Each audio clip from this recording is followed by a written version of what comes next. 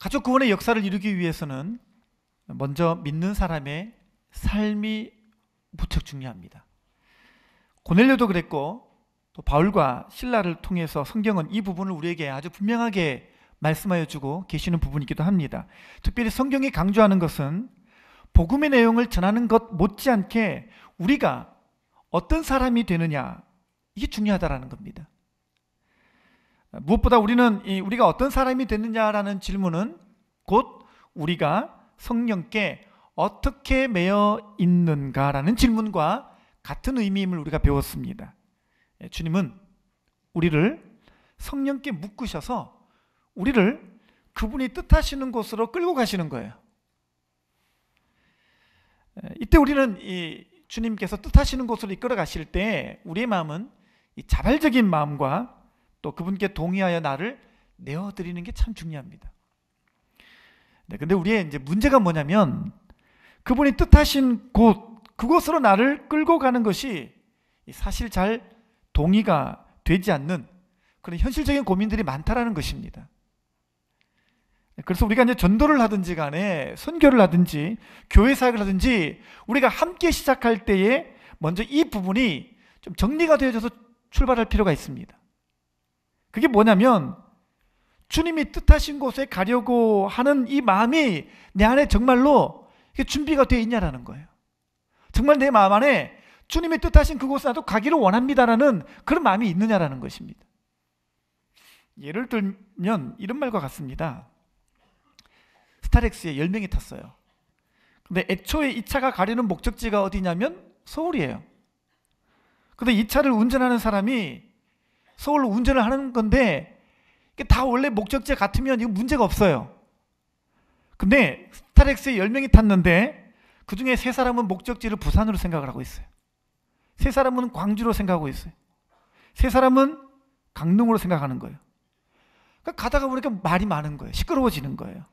여기는 아닌데 왜 이리로 가느냐, 나는 저리로 가고 싶었는데 왜 운전사 맘대로 일로 가냐, 이걸로 가면 어떻게 하냐, 나는 저기를 좋다고 생각하는데, 말이 많아지고 시끄러워지는 것입니다.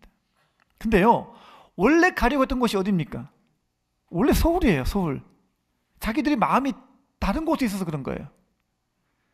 이게 서울인 줄 알고 타야 되는데 자기들 마음대로 목적지를 잘못 설정해 놓고 서울 간다고 탓하고 원망하고 마음 힘들어한다라는 거예요.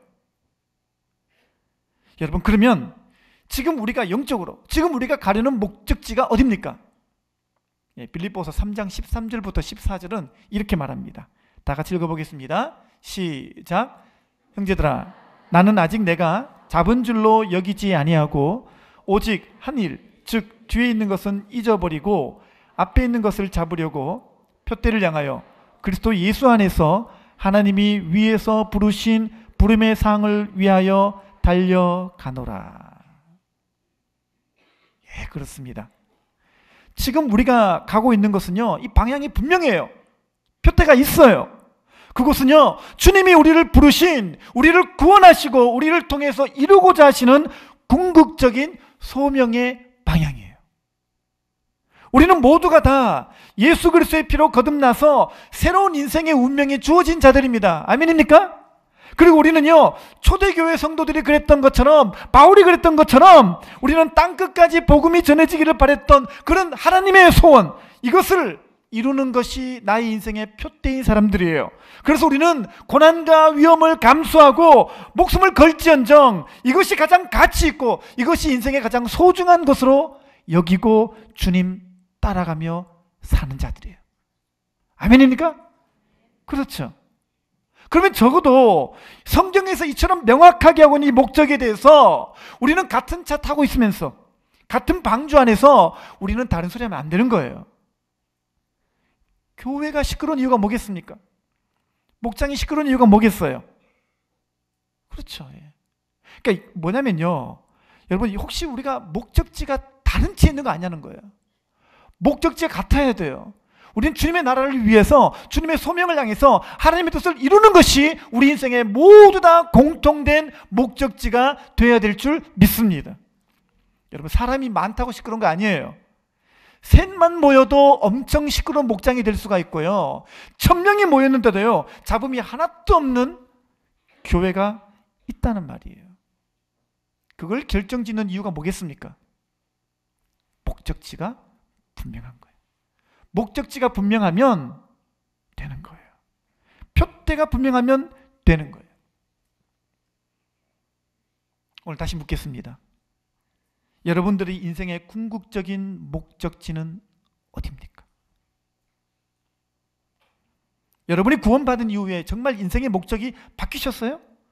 여러분, 인생 내비게이션 설정을 다시 하시기 바랍니다. 다시 하셔야 돼요. 딴 데 맞춰놓고 이 길이 왜 이리로 가고 있지? 그런 경험 있으시죠? 알고 봤더니 내가 딴 데 찍은 거예요. 근데 길 딴 데 안 나오고 있다고 왜 내가 이리로 가고 있지라고 헷갈리면 안 되는 거예요. 우리는 인생의 목적지가 분명해야 됩니다. 영적으로 내가 지금 가고자 하는 그 방향에 그 설정이 분명해야 되는 것입니다. 오늘 저는 여러분들에게 인생 목적지 설정을 제대로 해드리고자 합니다. 우리 인생의 내비게이션 설정은 어디로 해야 됩니까? 고린도후서 5:1-5로 해야 됩니다. 제가 그냥 정했습니다. 고후 5:1-5. 딴 거 아니고요. 고린도후서 5장 15절입니다. 같이 읽어보겠습니다. 시작. 저가 모든 사람을 대신하여 죽으심은 산자들로 하여금 다시는 저희 자신을 위하여 살지 않고 오직 저희를 대신하여 죽었다가 다시 사신 자를 위하여 살게 하려 함이니라. 아멘. 이게 우리 인생의 목적지입니다. 여기로 여러분의 인생의 내비게이션을 이쪽으로 아예 맞추셔야 돼요. 하나 더 보겠습니다. 마태복음 28장 19절에서 20절입니다. 다 같이요. 시작. 그러므로 너희는 가서 모든 족속으로 제자를 삼아 아버지와 아들과 성령의 이름으로 침례를 주고 내가 너희에게 분부한 모든 것을 가르쳐 지키게 하라. 볼지어다 내가 세상 끝날까지 너희와 항상 함께 있으리라 하시니라. 아멘. 아멘. 혹시 아직도 인생의 내비게이션이 여기에 맞춰지지 않은 분 계십니까? 예. 여러분, 목적지 설정이 제대로 돼야 돼요. 원래 기독교는요, 여기가 인생 내비게이션의 목적지로 잡고 시작하는 곳이에요. 여러분, 원래 그리스도인은 그리스도께 헌신하는 사람들이에요. 그분이 원하시는 삶을 살아가는 것을, 그걸 인생의 최고의 가치로 여기고 그것을 행복으로 여기는 자들이에요. 그게 누구라고요? 그게 그리스도인이에요. 원래 그리스도인들은 그런 사람들이에요. 마음만 헌신하는 헌심이 아니라 그랬죠? 헌신. 몸으로 헌신하는 헌신이에요. 그렇게 헌신하며 사는 자들이에요. 그리스도께 헌신하는 자들이 원래 그게 그리스도인들인 겁니다. 그러니까 어때요? 몸이 힘들 수 있죠, 그죠? 그렇지만 몸이 힘들어도 가고 고통이 와도 가고 욕을 얻어먹어도 가고 두려워도 가고 아파도 가는 거예요. 표대가 있는데 가는 목적지가 있기 때문에 우리는 계속 가는 자들이에요. 표대를 향해서 가는 걸음걸이가 지치지 않고 포기되지도 않고 오직 성령께 매인받아서 계속 믿음으로 전진하여 나가는 복된 성도님 다 되시기를 바랍니다. 자, 그러면요, 주님께서 말씀하신 그 표대까지 도달하는 삶을 살아가야 되는데 문제는 뭐냐면 이게 쉽지 않은 거예요. 이게 쉽지 않아요. 왜냐? 마귀가요, 항상 우리로 하여금 이 사명을 이루지 못하게 하기 위해서 우리를 속여요. 속이거든요. 그래서 성경 보면요, 자기도 모르게, 나도 모르게 다른 길로 들어서게 되는 경우가 있다고 하십니다. 히브리서 2장 1절 말씀 보겠습니다. 다 같이요. 시작.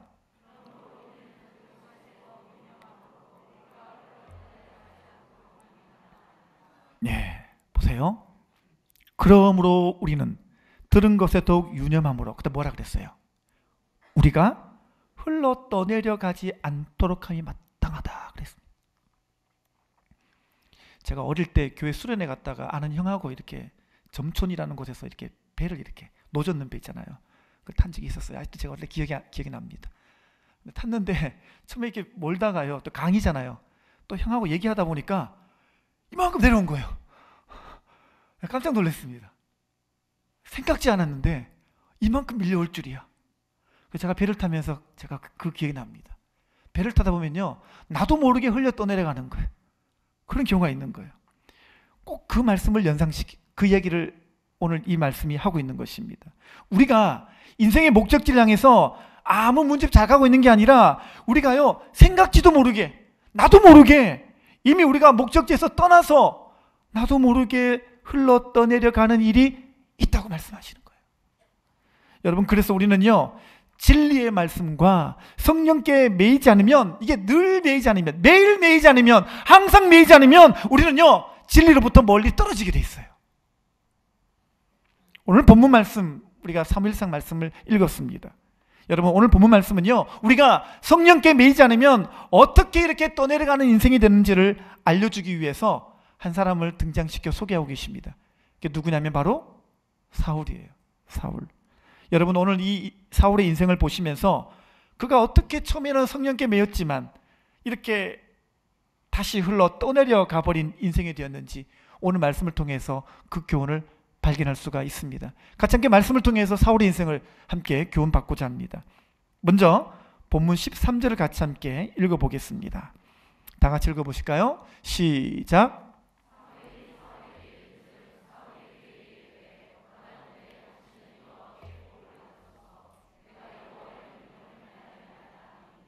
네, 지금 딱 세 분이 주무시고 계십니다. 아주 거리 주무십니다. 네, 주무시면, 계속 주무시면 흘러 떠내려갑니다. 지금 어디까지 왔냐면요 사무엘까지 왔습니다. 사무엘상까지. 네, 다시 노를 저어서 지금부터 다 출발하시면 됩니다. 네, 눈을 뜨시고. 자, 오늘 이야기는요 대략 이러합니다. 하나님이 이 사울에게 아말렉 족속을 치라고 합니다. 근데 이때 하나님 명령하신 것은 뭐냐면요 모두 파괴시키는 거예요.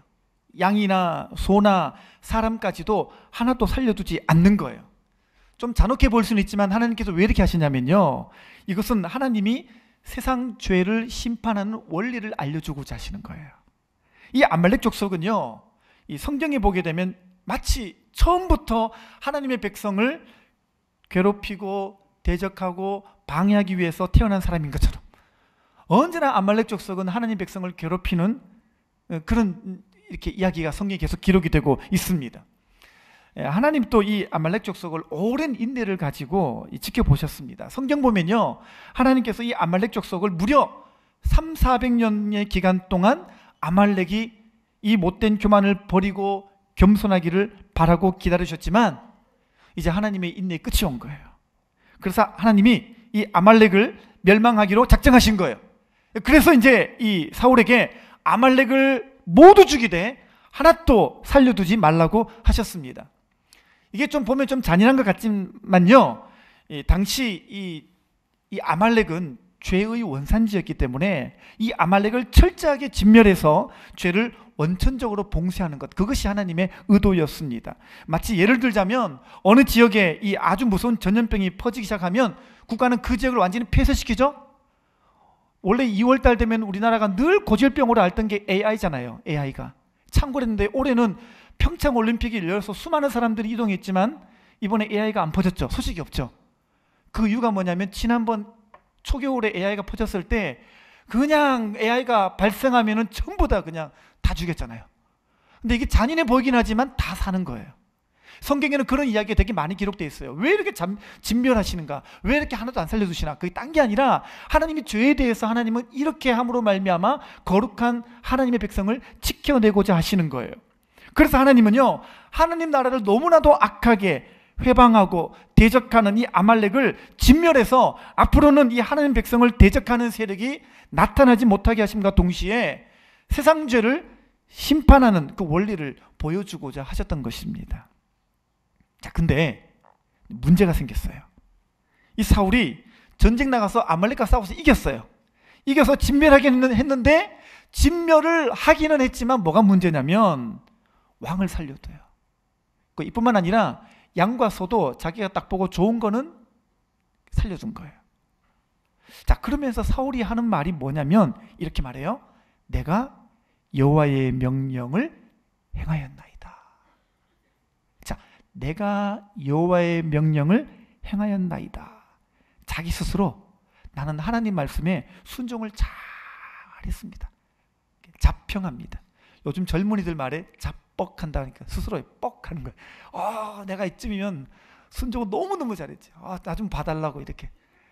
그런 용어가 있습니다. 어르신들 지금 사울이 그러고 있는 거예요. 막 자뻑해가지고 내가 지금 이처럼 하나님의 말씀 이만큼 순종하고 이만큼 내가 청종하고 내가 이만큼 내가 하나님의 뜻을 잘 순종했습니다. 그래요.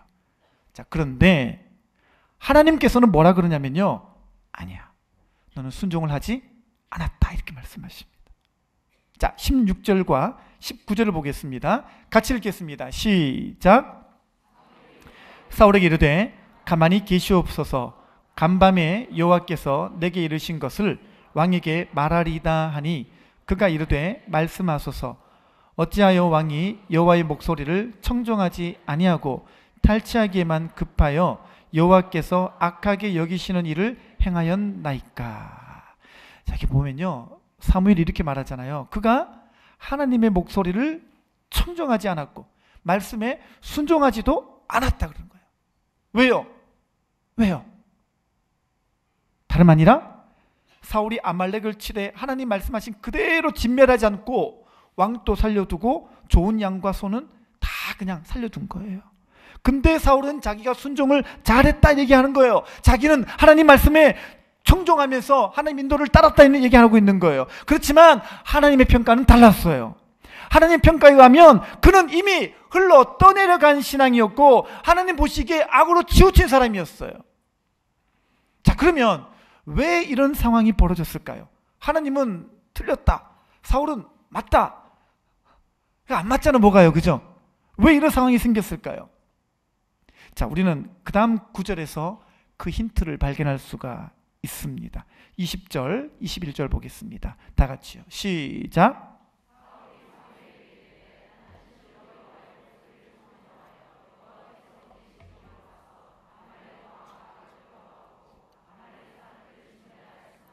다만 백성이 그 마땅히 멸할 것 중에서 가장 좋은 것으로 길갈에서 당신의 하나님 여호와께 제사하려고 양과 소를 끌어왔나이다 하는지라. 아멘. 사울이 이렇게 말합니다. 나는 실로 여호와의 목소리를 청종하였고 왕을 끌어왔고 아말렉을 진멸했습니다. 자, 그리고 이렇게 말합니다. 다만 멸할 것들 중에서 가장 좋은 것을 제사하려고 끌고 왔습니다 라고 변명합니다. 여러분, 아주 짧은 한 단어거든요. 다만. 근데 이 다만이라는 한 단어 안에 우리는 왜 사울이 이렇게 되었는지, 왜 이렇게 그가 자기도 모르게 이미 저만치 흘러가서 이미 악에 치우친 자가 되었는지 여기서 알 수가 있어요. 원래 사울은 처음부터 이런 사람 아니었어요. 여러분, 사무엘상 10장 가보게 되면 이 사울이요, 처음 왕으로 세워질 때는 이 사울도 성령의 기름 부으심이 있었어요. 사울도요, 막 성령의 영감을 받아가지고 하나님 말씀의 응답도 보고요, 심지어는 선지자 무리들하고 같이 예언도 합니다. 막 성령이 임하니까 누워가지고 막 예언도 하고요. 전쟁을 할 때도요, 마치 다윗처럼 주님 어떻게 할까요? 이렇게 할까요? 알겠습니다. 하나님 말씀 받아가지고 전쟁을 해가지고 승리하기도 합니다. 자, 근데 이랬던 사울이, 이렇게 성령의 인도를 받고 성령의 메인바디였던 사울이 언제부터 이렇게 성령으로 시작했다가 육으로 마치는 인생으로 변질된 걸까요? 왜 처음에는 성령께 메인바디였다가 그렇게 성령의 인도하심을 잘 따라갔는데 어느새, 언제 이렇게 자기도 모르게 흘러 떠내려가 버린 사람이 되고 말았을까요? 오늘 본문에서 알려주는 첫 번째 이유는 이것입니다. 다름 아니라 사울은요, 의의 기준이 자기가 되어버린 게 문제였습니다. 의의 기준이 자기가 되어버린 거예요. 이게 사울이 성령께 매이지 못하게 된 가장 큰 이유였습니다.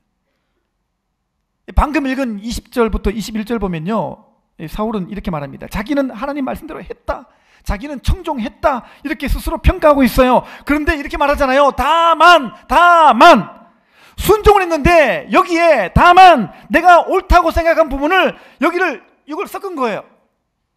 순종했지만 내 작은 이 다만을 좀 섞어서 갈게요, 이렇게 순종해 볼게요, 이렇게 청종해 볼게요 라고 한 거예요. 여러분, 우리가 오해하는 게 하나가 있어요. 우리가 주님께 순종할 때에 어느 정도는 내 생각이 좀 들어가도 별 문제 되지 않는다고 생각합니다. 우리가 보통 그런 경향이 있어요. 그러니까 우리도 다만을 섞어요. 우리도 보면 우리의 순종에 우리의 다만, 작은 부분의 다만들이 얼마나 많이 들어가는지 몰라요. 그래서 마음속에 그런 게 있죠. 내 판단도 가끔은 쓸모가 있어요. 내 경험도 괜찮은 축에 속해요.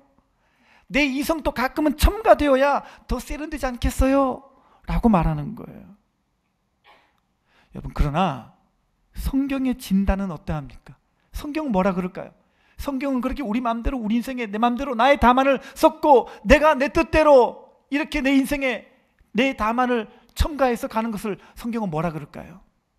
잠언 14장 12절 보겠습니다. 같이 읽어보겠습니다. 시작. 어떤 길은 사람이 보기에 바르나 필경은 사망의 길이니라. 그렇습니다. 필경은 사망의 길입니다 라는 말씀을 자세히 주의하여 보시기를 바랍니다. 우리는 이걸 안 받아들이려고 그래요. 우리는 이것을 받아들여 하지 않습니다. 우리는 어쨌든 간에 내가 보기에 좋은 대로 결정하고 일단은 내 생각에 괜찮다고 생각하면 그냥 나의 다만을 섞어버립니다. 이게 좋은 거니까, 괜찮다고 보이니까 이렇게 가서 괜찮다라고 해버리는 거예요. 여러분, 그래서 이럴까봐 야고보 사도가 우리에게 알려주시는 중요한 말씀이 하나가 있어요. 야고보서 1장 16절에 봤더니 내 사랑하는 형제들아 속지 말라. 왜요? 왜 이렇게 말씀하셨을까요? 야고보서 1장 16절 17절 다시 주목하여 읽어보겠습니다. 다 같이요. 시작. 내 사랑하는 형제들아 속지 말라. 온갖 좋은 은사와 온전한 선물이 다 위로부터 빛들의 아버지께로부터 내려오나니 그는 변함도 없으시고 회전하는 그림자도 없으시니라. 아멘. 여러분, 이게 바로 성경이 말하는 진리인 줄로 여기게 되시기를 바랍니다. 여러분, 진짜로 최선은요, 진짜 제일 선한 것은요, 정말 바르고 온전한 것은요, 어디서 오는 거예요? 위에서부터 오는 거야 돼요. 하나님께로부터, 아버지께로 온 것이어야 됩니다. 우리가 이 구절에서 또 한 번 우리가 집중해서 봐야 될 단어가 하나 있어요. 한 번 더 비춰봐 주시겠어요? 보세요. 내 사랑하는 형제들아 속지 말라. 온갖 좋은 은사와 온전한 선물들이, 그 다음 뭐라 그랬어요? 다. 대부분이 아니에요. 위에서 내려오는 것들은 대부분 좋은 거야. 아니에요. 성경은 분명하고 명확하게 말씀하시기를 다예요. 다. 이 말은 전부라는 말이에요. 쉽게 말하자면 위로부터 내려오는 아버지의 뜻 외에는 좋은 게 없다라는 말이에요. 아멘입니까? 이거 진리로 받아들이셔야 돼요. 이걸요. 우리는 살다 보면요, 내가 선택해야 되는 순간순간마다 내가 보기에 좋아 보이는 것들이 있어요. 내가 보이기에 야 이건 정말 좋은 거야, 최선이야 라고 여겨지는 것들이 눈에 보입니다. 그러나 사실 이게 겉으로만 좋은 것인지 속도 정말 좋은 것인지 우리는 알 길이 없어요. 오늘은 좋은 것인데 내일은 나쁜 것인지, 내일도 좋은 것인지 우리는 모르는 거예요. 때로는요, 애초부터 나쁜 것이었는데 내가 속아서 좋은 것으로 여겨서 좋다고 그러는지 우리는 사실 알지 못하는 것입니다. 그런데도요, 우리는 진심으로 자기가 옳고 자기가 정확하고 자기가 바른 것을 선택했다고 믿습니다. 자기는 앞으로도 잘 선택할 수가 있고 자기는 옳고 자기는 언제나 실수하지 않는다라고 여깁니다. 여러분, 원래 우리는요, 선과 악을 분별을 못해요. 여러분, 완벽한 환경이었던 그 에덴 동산에서조차 아담과 하와도 선과 악을 분별을 못했잖아요. 하물며 이 땅에 살아가는 우리가 선과 악을 제대로 분별하는 일이 가능하겠습니까? 뭐가 선인지 뭐가 악인지 우리는 사실 도무지 알 수 없습니다. 여러분, 그러니까요, 솔로몬 왕이 그가 왕이 되었을 때 하나님 앞에 먼저 기도했던 것, 하나님 앞에 딱 한 가지만 구하며 기도하잖아요. 한 가지. 그게 뭐예요? 열왕기상 3장 9절 보겠습니다. 같이 읽어볼까요? 시작. 듣는 마음을 종에게 주사 선악을 분별하게 하옵소서. 솔로몬은요, 이걸 깨달았어요. 인생에서 제일 중요한 건 뭐냐? 선악을 분별하는 것. 선악을 분별하는 게 제일 중요한 걸 아는 거예요. 그러니까 뭘 기도해요? 듣는 마음을 주옵소서. 하나님, 제가 잘 듣게 하여 주옵소서. 그러니까 이걸 붙잡고 출발하니까 하나님께서 얼마나 솔로몬을 복을 안 줄 수가 있겠어요. 여러분, 예수님도 뭐라고 말씀하십니까? 마태복음 11장 15절입니다. 같이 읽어보겠습니다. 시작. 귀 있는 자는 들을지어다. 귀 없는 사람이 어디 있어요? 다 귀가 있잖아요. 이게 무슨 귀예요? 육체 귀가 아니라 진짜 듣는 마음을 말하는 거예요. 솔로몬이 구했던 그 듣는 마음을 우리가 가질 때에, 그래서 우리가 진짜로 선악을 분별하는 삶을 살기를 예수님은 원하셨던 것입니다. 오늘 우리가 보면요, 듣는 게 너무 둔해요. 너무 둔합니다. 이 육체적인 귀는 가지고 있지만 하나님께로부터, 위로부터 받아서 분별하지 않고서는요, 이 바른 선택을 할 수 있는 능력이 우리는 없는 자들이에요. 그러니까 안 들으니까, 위로부터 받는 지혜가 없으니까 우리가 얼마나 쉽게 속는지를 몰라요. 여러분, 그러니까 인생에 정말 필요한 게 뭐겠어요? 위로부터 하나님의 음성을 듣는 거예요. 다시 말하자면 위로부터 주시는 그분의 음성에 사로잡히는 거예요. 또 다시 말하자면 그것은 뭘 의미합니까? 성령께 매이는 거예요. 여러분, 성령께 매이는 게 그만큼 중요한 거예요. 성령께 매이는 것은 우리의 인생의 전부를 결정짓는 이야기인 것입니다. 여러분, 성령께 매여 성령의 인도를 받아서 주의 음성을 들으며 선악을 분별하는 자가 되기를 주님 앞에 구하시기를 바랍니다. 솔로몬처럼 여러분도 이것 한 가지만 구하시기를 바랍니다.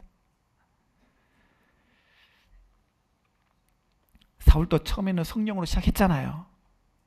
사무엘상 10장 가보면 정말 그렇게 왕으로 기름 부음 받을 때 얼마나 그가 순수하게 성령에 매여 인생을 아름답게 시작했던가요.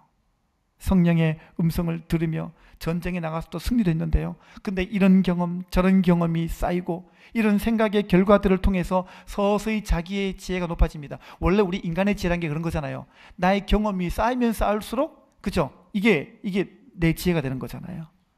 근데 그 다음부터 어떤 습관이 생깁니까? 여러분, 이게요, 내 경험이 쌓여서 내 지혜가 생기는 사람들이 꼭 가지는 습관이 하나가 있어요. 그게 뭐냐면 사울처럼 다만을 섞어 넣는 습관이 생깁니다. 자, 다만을 섞어 넣는 습관이 하나 둘 생기다 보게 되면은 그런 습관이 쌓이고 쌓인 결과가 뭘까요? 그 다음에 의의 기준이 자기가 되는 거예요. 하나님 말씀은 참고하는 거예요. 내가 기준이에요. 사실은 말이 다만이지 그 다만은 자기의 전부인 거예요. 자기의 모든 결정권인 거예요. 자기의 모든 선택하는 기준이 돼버린 거예요. 그러면 세 번째로 어떻게 되느냐? 결국에는 성령님께 매이지 못하는 결과를 낳습니다. 그래서 성령께 매이지 못하는 거예요. 근데 가만히 보십시오. 우리도 그렇지 않습니까? 왜 말씀을 주시면, 왜 나도 언젠가부터 순수하게 말씀 그대로 받지 않고 여러 가지 다만들을 들고 와요. 내가 좋아 보이는 그런 선들을 나의 인생의 선택 기준으로 삼아버려요. 말씀만 붙들고 살기에는 이 시대가 너무 변화가 크다고 말해요. 이 시대가 너무 만만치 않다라고 얘기해요. 그렇게 여기면서 서서히 사울처럼 나도 말씀을 깎아버리고 나도 나의 다만을 섞어서 내 나름대로 믿는 거예요. 여러분, 이미 그런 사람들은요, 아주 많이 흘러 떠내려간 사람들입니다. 그리고 이런 사람들은요, 지금 성령께 매이지 않은 사람들이에요. 성령께 매인 게 아니에요. 왜냐하면 이렇게 의의 기준이 자기가 되어버린 사람은요, 절대로 성령께 묶일 수가 없어요. 묶일 수가 없는 겁니다. 오늘 이러한 나 자신이 내가 지금 주님이 이렇게 흘러 떠내려간 신앙이었군요 라는 자기 모습을 발견할 수 있게 되시기를 바랍니다. 성령께 묻지 않고서는요, 우리는 마치 잘못된 내비게이션을 틀어놓고 주행하는 인생이 될 뿐입니다. 오늘 우리가 솔로몬처럼 듣는 마음을 주시기를 주님께 간구하십시오. 하나님, 듣는 마음을 주십시오.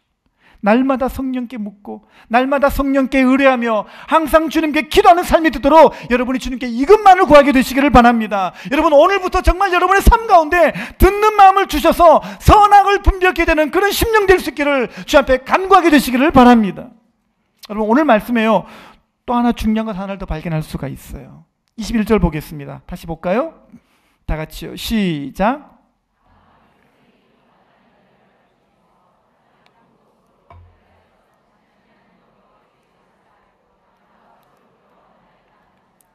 보세요. 지금 다만 한 번 더 보겠는데요.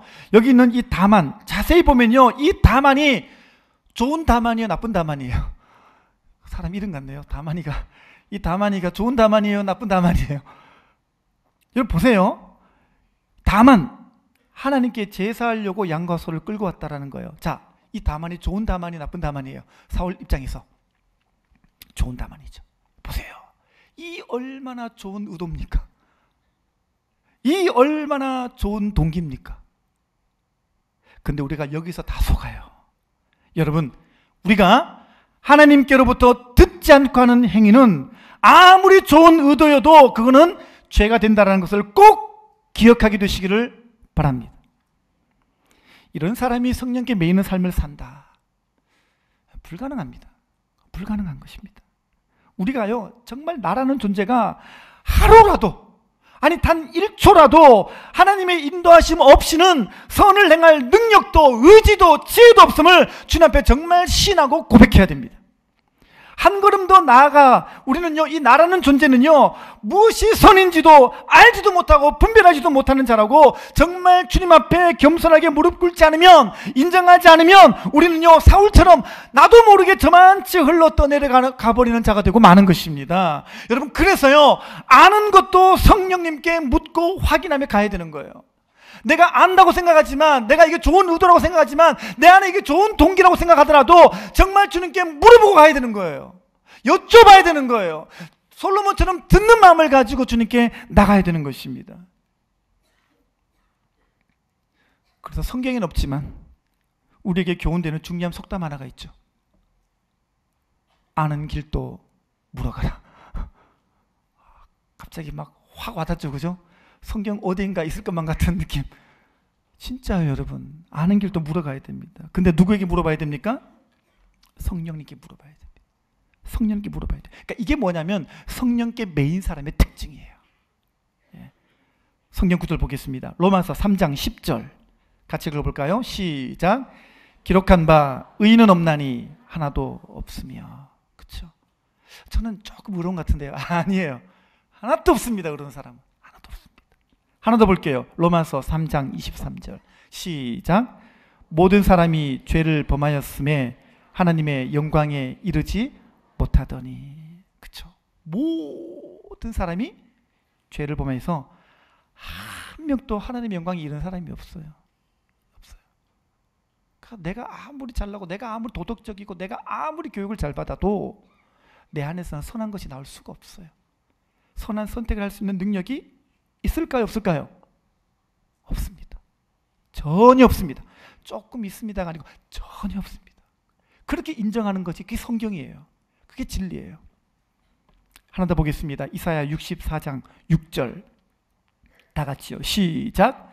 무릇 우리는 다 부정한 자 같아서 우리의 의는 다 더러운 옷 같으며 우리는 다 잎사귀같이 시들므로 우리의 죄악이 바람같이 우리를 몰아가나이다. 아멘. 여기 봤더니 뭐라 그래요? 우리의 의는 다 더러운 옷 같으며. 이 옷이라는 단어가 히브리 원어에 보면 걸레예요. 걸레. 집에서 걸레 쓰다가 아까워. 이거를 어디 걸쳐보거나 어디 이게 한번 좀 이렇게 여러분의 옷 디자인 한번 다시 한번 이렇게 견져보는 분 계십니까? 그런 분 아마 없을 거예요. 그죠? 우리가 아무리 의로워도 걸레와 같은 거예요. 걸레와 같은 거예요. 내 의를 믿지 마십시오. 한 번 더 말씀드리겠습니다. 내 의를 절대로 믿지 마십시오. 내게는 의가 하나도 없다고 여기셔야 돼요. 예. 그러면 나를 철저하게 성령께 매는 사람이 될 수가 있어요. 그러니까 내가 성령께 매이려면요, 반드시 필요한 게 뭐냐면 내게는 의가 없다. 내게는 의가 하나도 없다. 여기서 출발해야 됩니다. 그래야 성령께 매이고요. 그래야 성령님을 철저히 의지할 수 있는 자가 되는 것입니다. 여러분, 오늘부터요, 여러분의 내면 가운데 항상 자기 의로, 자기 동기로 모든 것을 결정지어 오셨던 분들, 성령님께 물어보지도 않아요.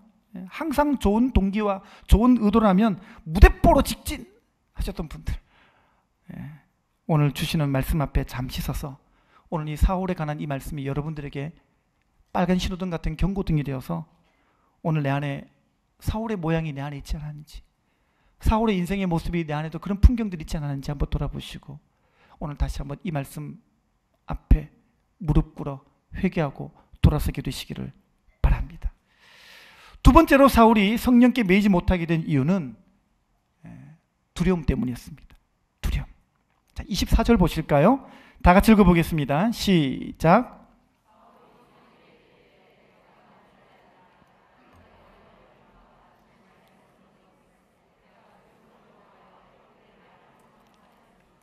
아멘. 네, 여기 보니까 이 사울이 이렇게 말하죠. 내가 여호와의 명령과 당신의 말씀을 어긴 것은 내가 백성을 두려워하여. 여러분, 이게 아주 중요한 이야기입니다. 우리는 이걸 통해서 사울이 성령께 매이지 못하고 이렇게 흘러 떠내려갔던 이유가 무엇인지 두 번째로 발견하는데, 그게 뭐냐면 다름 아니라 그의 마음속에 두려움이 있었어요. 두려움이. 사울은요, 사람을 두려워했습니다. 하나님의 사명을 가지고 나가야 될 사람이 하나님만 두려워하면 되는데 이 사람을 향한 두려움에 갇혀버리고 말았던 것입니다. 아마 추측컨대 이 사울은요, 이스라엘 초대 왕으로 등극하면서 수많은 사람들의 아마 그 기대 심리에 오히려 상대적으로 많이 위축되었던 것 같습니다. 블레셋과의 첫 전쟁 승리 이후로 계속해야 되는 그 전쟁에 대한 부담감도 있었을 것이고, 그로 인한 사람들의 평가에 이 마음의 평정심을 유지하기란 아마 쉽지 않았을 것으로 보입니다.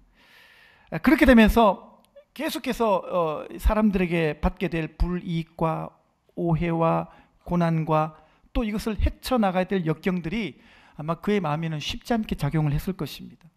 그러다 보니까 만약 내가 이 사람들의 비유를 먹지 못할까, 내가 왕으로 쫓겨날 수도 있겠구나, 이런 마음이 들었겠죠. 이러한 고난과 어려움을 사울은 미리 예상하는 거예요. 미리 두려워하는 거예요. 그것이 결국에는요, 사울의 마음속에 두려움이 심겨진 원인이 된 것입니다. 그리고 결국에는 이 두려움의 노예가 되는 것이죠. 결국에는 두려움에 매이는 것이죠. 두려움에 매여버리면 성령께 매이는 것은 불가능합니다.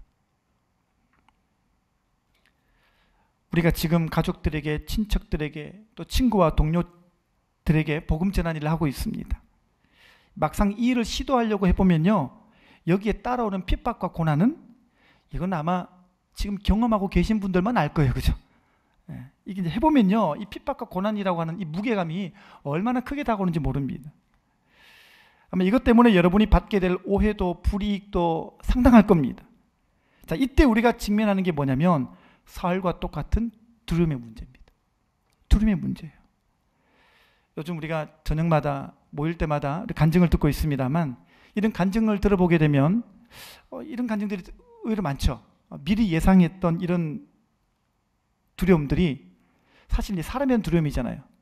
정말 호랑이 같았던 사람에게 복음을 전했는데 갑자기 너무 친절하게 반응을 해준다거나 거친 반응을 보일 거라는 예상과 달리 너무나도 순순히 이 복음을 들어주는 이런 걸 보게 됩니다. 그러니까요, 우리 문제는 뭐냐면 두려움을 너무 미리 예상해요. 너무 미리 걱정하고 미리 염려하는 것입니다. 여러분, 두려움은요, 사단이 활용하는 아주 효과적인 무기예요. 수천 년 동안 모든 사람들에게 아주 주요하게 작용하였다. 모든 사람들에게 집어넣기만 하면 성령께 매이는 것을 막아버릴 수 있는 사단의 아주 중요한 전략적인 무기로 등극되어 있는 것이 뭐냐? 바로 두려움이에요. 그러나 우리는 이 두려움을 이길 수 있을까요? 없을까요? 대답이 없는 이유가 뭔지 모르겠지만 있어요. 있습니다. 그래서 성경에 봤더니 두려워하지 말라는 구절이 얼마나 많은지 몰라요. 왜냐? 두려움을 이겨낼 수가 있거든요. 자, 그러면 사울은 이렇게 능히 조금만 좀 주님 앞에 애쓰면 이 밀어낼 수 있는 두려움, 왜 어떻게 이 두려움에 휩싸여 버리게 되었을까요? 도대체 이 두려움이 어떤 경로로, 어떤 상황에서 사울에게 들어온 것이었을까요? 우리가 이 성경 보면요, 바로 그 다음 구절에 역시 답이 나와 있어요. 사울이 두려움이 들어왔던 그 경로가 무엇인지. 자, 26절 보겠습니다. 26절 같이 읽어보겠습니다. 시작. 사무엘이 사울에게 이르되 왕이 여호와의 말씀을 버렸으므로 여호와께서 왕을 버려 이스라엘 왕이 되지 못하게 하셨음이니이다 하고. 여러분, 두려움이 우리에게 밀려들어오는 경로가 어떻게 됩니까? 그렇죠? 말씀을 버리면 두려움이 밀려들어와요. 말씀을 놓아버리면 두려움은 그 틈을 비집고 우리에게 들어와 버리는 거예요. 말씀을 놓는 순간 두려움은 어떻게 알고 우리에게 친절하게 들어옵니다. 순식간에 들어와 버리는 거예요. 우리가 지금 복음을 전하는 이 일을 하려면 있어서 여러분 제일 중요한 것은 기도와 말씀이 반드시 동반되는 것입니다. 결국 이 사울이 성령께 매이지 못하고 흘러 떠내려갔던 이유는 이 두려움의 문제와 깊은 연관이 있어요. 근데 이 두려움의 문제의 본질은 뭐냐? 말씀을 버린 문제예요. 여러분, 그래서요, 내가요, 하루 말씀을 놓았으면 그 하루만큼 우리는 떠밀려간 거예요. 내가 만약에 한 주간 말씀을 놓치고 살았다. 우리는 그만큼 저 멀리 떠내려간 것임을 잊지 마시기를 바랍니다. 그러니까 우리는 이게 말씀이 늘 붙잡고 있어야 돼요. 말씀이 늘 붙잡아져야 돼요. 그렇게 성령께 매이는 삶이 사라져야 되는데 우리가 잠깐 어떻게 하다가 놓아버렸다. 밀려가는 거예요. 두려움 때문에 밀려가 버리는 거예요. 오늘 여러분들이 가족 구원의 사명을 온전히 이루기 위해서 오늘 다시 한번 결단하게 되시기를 바랍니다. 말씀을 꼭 붙들게 되시기를 바랍니다. 말씀에 빈틈이 생기지 않도록 아침과 저녁으로 말씀 읽기에 몰두하시기를 바랍니다. 다시 한번 이 말씀을 상고하고 마치도록 하겠습니다. 히브리서 2장 1절입니다.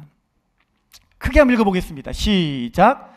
그러므로 우리는 들은 것에 더욱 유념함으로 우리가 흘러 떠내려가지 않도록 함이 마땅하니라. 내가 흘러 떠내려가는 것은요, 내가 의도적으로 그렇게 되는 게 아니에요. 흘러 떠내려가는 건요, 내가 알면서 떠내려가는 게 아니에요. 나도 모르는 사이에 떠내려가는 거예요.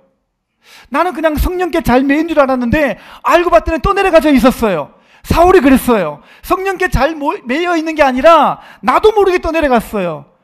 우리는 그 이유를 성경 본문을 통해서 두 가지를 살펴봤습니다. 첫 번째가 뭐라고요? 의의 기준이 자기가 되어버리면 그렇게 떠내려갑니다.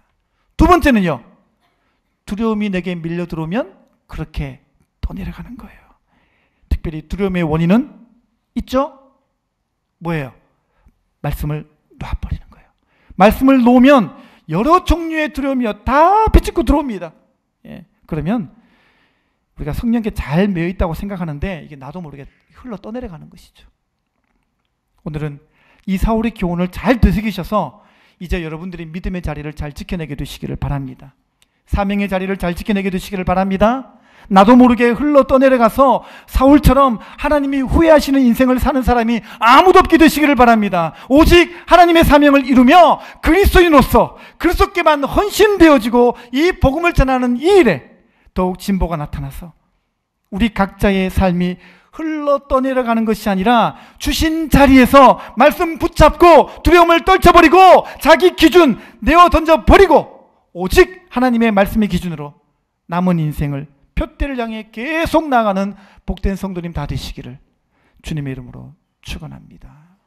기도하겠습니다.